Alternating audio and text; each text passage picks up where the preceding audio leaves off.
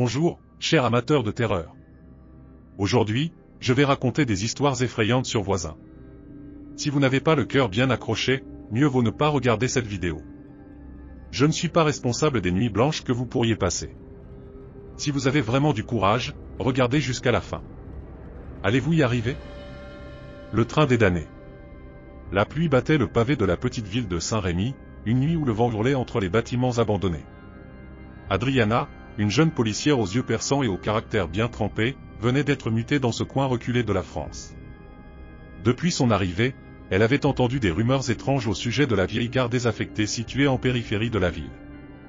Les habitants parlaient d'un train fantôme, un train qui apparaissait les nuits de tempête pour emporter les âmes des damnés. Une nuit, alors qu'elle patrouillait seule, Adriana reçut un appel de la centrale. Un témoin avait signalé des lumières étranges et des bruits métalliques provenant de la gare abandonnée. Malgré son scepticisme, Adriana sentit une pointe de curiosité. Elle décida de s'y rendre, son cœur battant la chamade à chaque pas.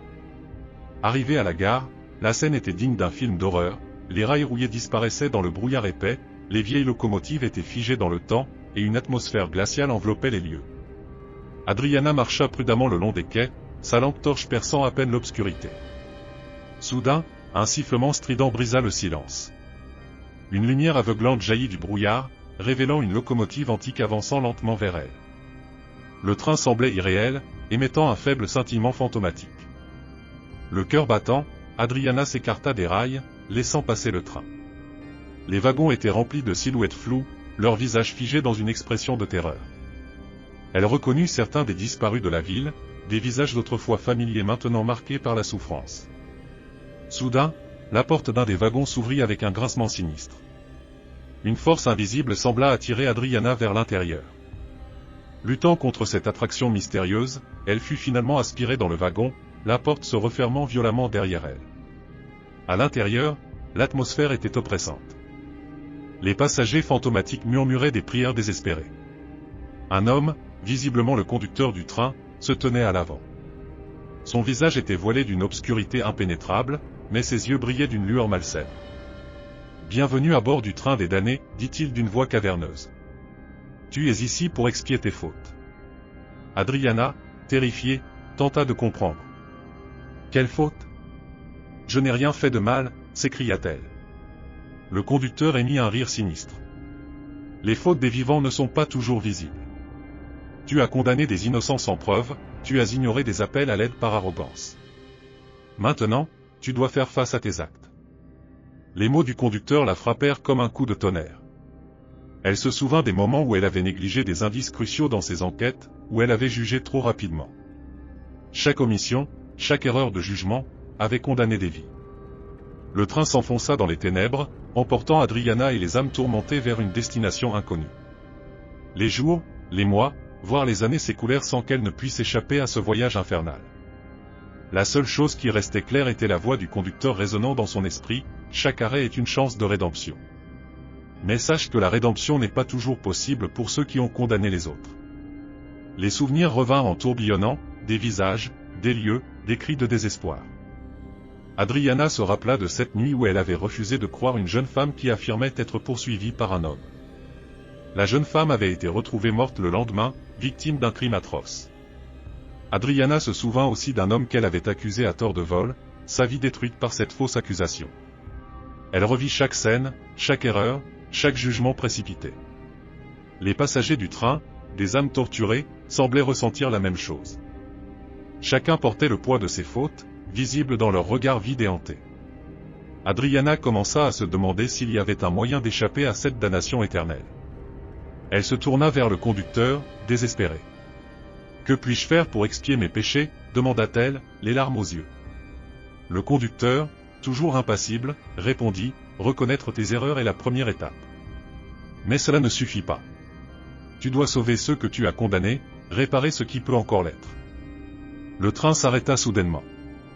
Adriana fut projetée en avant, se retrouvant à genoux sur le sol du wagon. Les portes s'ouvrirent et une lumière éblouissante inonda l'intérieur. Elle comprit que c'était sa chance, peut-être la seule qu'elle aurait.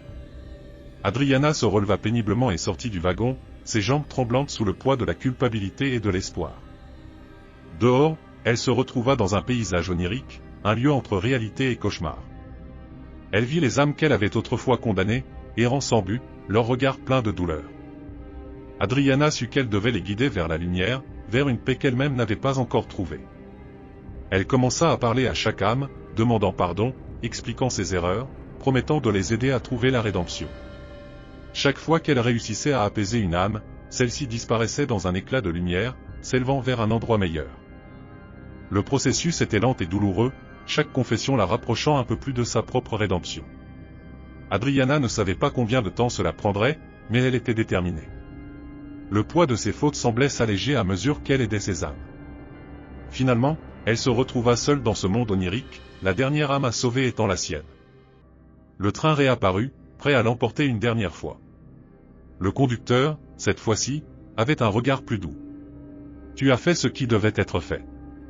Maintenant, il est temps de te pardonner toi-même. » Adriana monta dans le train, mais cette fois, elle n'était plus une passagère damnée. Elle était une guide, une lumière pour ceux qui devaient encore trouver la paix. Et ainsi, elle continua son voyage, non plus comme une âme condamnée, mais comme une rédemptrice, apportant la lumière aux ténèbres. Nous avons terminé le premier récit. Qu'en avez-vous pensé? Partagez vos impressions en commentaire. Le deuxième récit commence maintenant. Le cri de minuit. En tant que policier, j'avais vu des choses étranges au fil des ans, mais rien ne pouvait me préparer à l'horreur que j'allais découvrir cette nuit-là. Le comté de Bergen, en apparence calme et tranquille, dissimulait parfois des ombres que personne ne pouvait imaginer. Je travaillais depuis 2 ans pour le département du shérif de Bergen. Les nuits étaient habituellement calmes, avec quelques arrestations pour drogue, des vols occasionnels et quelques appels pour des agressions. Mais cette nuit-là, tout changea. Il était aux alentours de minuit quand je reçus un appel pour une perturbation dans une maison voisine. Un cri avait été entendu, un de ces cris qui vous glaçaient le sang. Normalement, ce genre d'appel signifiait une dispute domestique ou des fêtards bruyants. Mais cette fois, l'atmosphère était différente. Dès que je suis arrivé, j'ai senti une lourdeur inhabituelle dans l'air. La maison était plongée dans l'obscurité totale, ce qui était étrange compte tenu de l'appel. Une voiture était garée dans l'allée, un minivan Toyota Sienna bleu. Quelqu'un devait être à la maison. Je suis allé frapper à la porte, mais personne n'a répondu. Le voisin, celui qui avait appelé la police, est sorti et m'a raconté qu'il avait entendu un cri effroyable. La femme qui vivait là habitait seule, bien qu'elle ait parfois la visite de son petit ami. Après avoir essayé la porte et trouvé qu'elle était verrouillée, j'ai fait le tour de la maison en testant toutes les fenêtres. Elles étaient toutes verrouillées, sauf une, à l'arrière. Une fenêtre ouverte était un mauvais signe. J'ai appelé des renforts et, en attendant leur arrivée, j'ai décidé d'entrer par cette fenêtre. La maison était silencieuse, chaque pas semblait résonner comme un coup de tonnerre. J'ai allumé toutes les lumières possibles en commençant par la cuisine. Contrairement aux séries télévisées, il est crucial pour nous, les policiers, d'éclairer les lieux pour mieux voir les dangers potentiels. J'ai appelé la femme, essayant de la rassurer en lui disant que la police était là. Pas de réponse. Le rez-de-chaussée était vide. Il ne restait plus que l'étage. Le cœur battant, j'ai monté les escaliers en silence, chaque marche grinçant sous mon poids. En haut, il y avait 4 portes. J'ai allumé la lumière du couloir et appelé une fois de plus. Un grincement m'a répondu, provenant d'une des chambres. J'ai ouvert la porte et j'ai vu une silhouette allongée sur le lit, sous les couvertures. Le hall éclairait suffisamment pour que je distingue le dos d'une tête de femme. En m'approchant, j'ai remarqué des taches sombres sur les draps. Du sang. J'ai arraché les couvertures et découvert le corps de la femme, poignardée à plusieurs reprises mais encore en vie, respirant difficilement. J'ai immédiatement appelé une ambulance et demandé des renforts supplémentaires. Le grincement entendu plus tôt n'avait aucun sens maintenant que je voyais la femme dans cet état. Quelqu'un l'avait attaquée et mise dans le lit. Je me suis retourné, inspectant la pièce. Une seule place restait inexplorée, sous le lit. En me baissant, j'ai soulevé le drap de lit et rencontré le regard glacial d'un homme portant un masque. La terreur m'a saisi. L'homme leva lentement les mains quand je lui ordonnai de le faire. En attendant mes collègues, je le gardais en joue, trop effrayé pour essayer de le menotter seul. Quand les renforts sont arrivés, nous avons enfin maîtrisé l'homme. L'ambulance est arrivée peu de temps après, emportant la femme à l'hôpital. Par chance, elle survécut à ses blessures. Son agresseur était son petit ami, fou de rage après avoir découvert qu'elle l'avait trompé. Quand il l'appela pour en parler, elle le quitta par téléphone, déclenchant ainsi sa folie meurtrière. Cette nuit-là, l'obscurité de Bergen dévoila un visage terrifiant, un visage que je n'oublierai jamais. Nous voilà arrivés à la fin du deuxième récit. Avez-vous vérifié si vous êtes abonné à notre chaîne et si vous avez mis un j'aime? Passons au troisième. Les visages dans les murs. La ville de Nantes n'était pas connue pour ses incidents étranges ou surnaturels. C'était une ville calme, où les nuits se déroulaient sans heurts pour les policiers. Pourtant, une nuit d'automne, l'horreur sortit de l'ombre pour frapper deux vétérans de la police locale, Paul et Michel. Paul et Michel étaient des partenaires de longue date, ayant servi ensemble dans l'armée avant de rejoindre les forces de police. Ils étaient calmes, posés, et rien ne semblait pouvoir les ébranler. Mais cette nuit-là allait changer tout cela. Vers 1h du matin, un appel du propriétaire d'un immeuble les envoya à l'adresse d'un petit complexe d'appartements. Le propriétaire, visiblement agité, leur raconta qu'un de ses locataires, un certain Adam, se comportait de manière inquiétante. Adam avait inondé son appartement, et l'eau coulait désormais dans tout le bâtiment. Quand les policiers arrivèrent, ils virent les autres résidents rassemblés dehors, murmurant entre eux. En montant les escaliers détrempés, Paul et Michel frappèrent à la porte d'Adam. Aucune réponse. Ils appelèrent son nom, tentèrent de raisonner avec lui, mais rien. L'eau continuait de jaillir de l'appartement, une scène de désastre. Ils décidèrent alors de forcer la porte. À l'intérieur, c'était le chaos. L'eau coulait de tous les robinets, de la douche, du lavabo, et même d'un tuyau extérieur relié à une fenêtre. Adam se tenait au milieu de la cuisine, tremblant, les yeux écarquillés, terrifié. Il répétait sans cesse qu'il y avait des gens dans les murs. Paul tenta de calmer Adam, tandis que Michel explorait les autres pièces pour couper l'eau et vérifier qu'il n'y avait personne d'autre.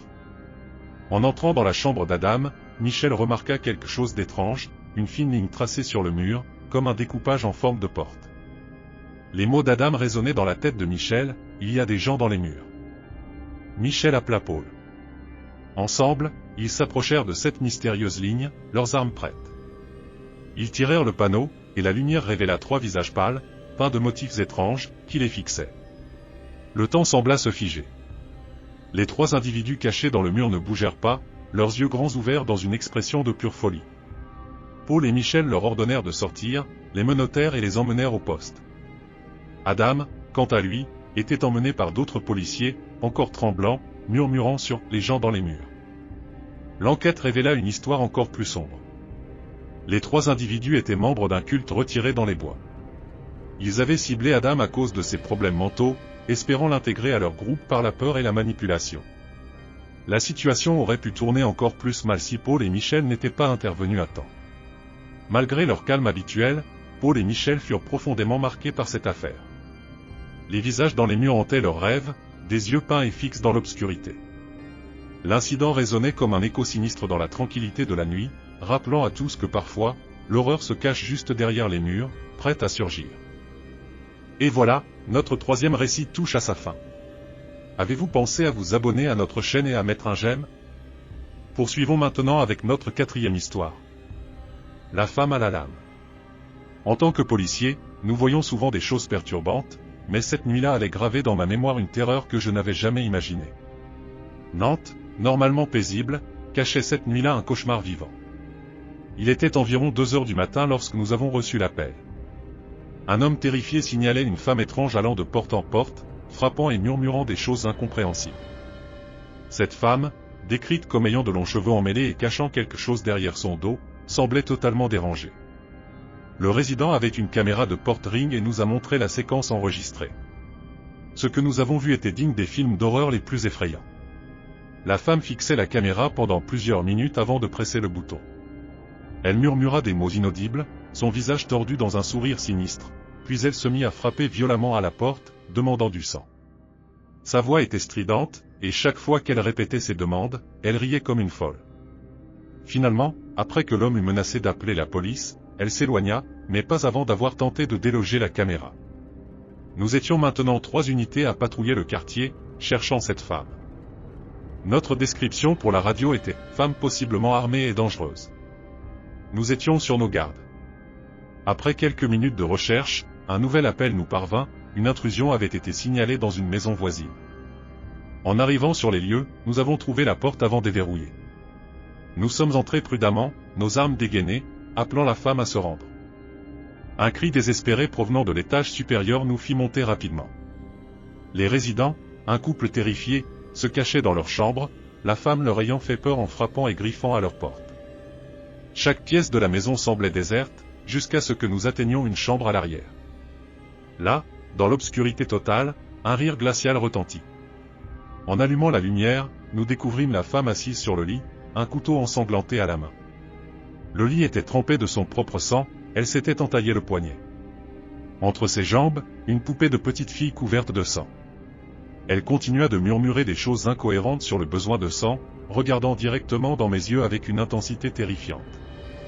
Nous lui avons ordonné de lâcher le couteau, mais elle riait seulement. Son sourire s'élargit, et d'un coup, elle bondit du lit, le couteau levé. J'ai réagi par instinct et tiré, touchant son bras 2 fois. Elle tomba en hurlant de douleur, lâchant le couteau. Nous l'avons rapidement maîtrisée et appelé une ambulance. En fouillant la maison, nous avons découvert que ses griffures et coups avaient brisé plusieurs objets, ajoutant à l'horreur de la scène. Transportée à l'hôpital, elle fut ensuite transférée en centre psychiatrique. Le tribunal la déclara non coupable pour cause d'aliénation mentale. Les nuits sont plus sombres depuis cet incident. Chaque porte que je franchis me rappelle cette femme, son rire et ses yeux fous. Même après 10 ans de service, l'horreur de cette nuit reste ancrée dans mon esprit, comme un cauchemar éveillé. Vous avez fait preuve d'un véritable courage pour en arriver jusqu'ici. N'oubliez pas de vous abonner pour ne pas manquer les prochaines histoires de terreur. À très bientôt dans notre prochaine vidéo.